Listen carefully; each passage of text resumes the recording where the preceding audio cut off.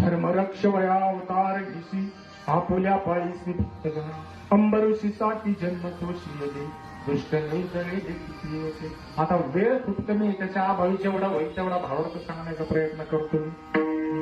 तो भगवान परमात्मा अवताराला येतो नका, तो अवतार घेतो. त्याचा अवतार घेण्याचं कारण या अभंगात आहे बरं का. म्हणून अवतार कार्याचं वर्णन करणारा अभंग निवडला.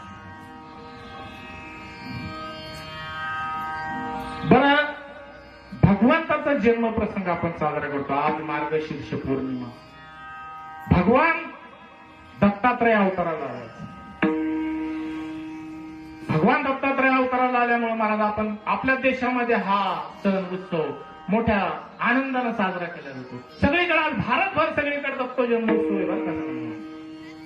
बरं, जन्म प्रसंग साजरा करण्याचं फळ काय? शिवाजी महाराज भगवंताचा जन्म प्रसंग कशासाठी साजरा करतो आपण? त्याच्यामुळे काहीतरी कारण असायला पाहिजे.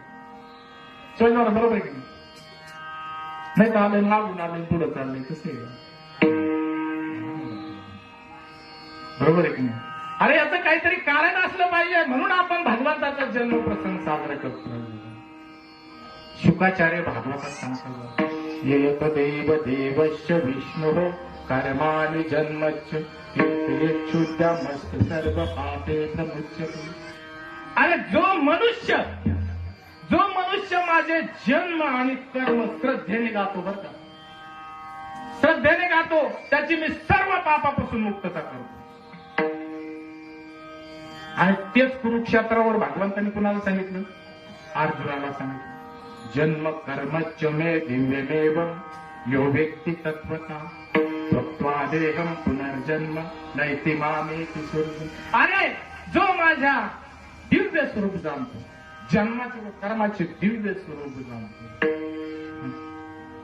जो माझ्या जन्माचे कर्माचे दिव्य स्वरूप जाणतो, तो या भौतिक देहाच्या त्यागानंतर पुन्हा त्याला या जन्मामध्ये देह प्राप्त होतो. तो माझ्याच धामाची प्राप्ती करतो. म्हणून भगवंताचा जन्मोत्सव साजरा करायचा असतो.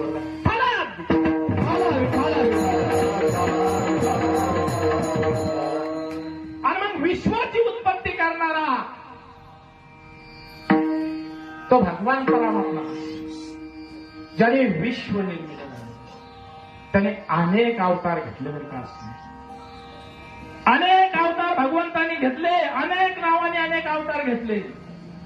जयाच ग अनंत नामे अनंत अवतार, अनंत अवतार अनंत जन्मे, अनंत अवतार अनंत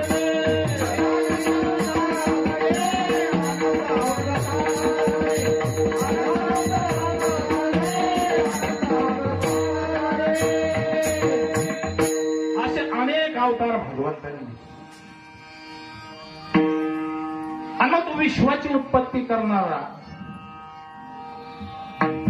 अनेक अवतार घेतले त्यांनी.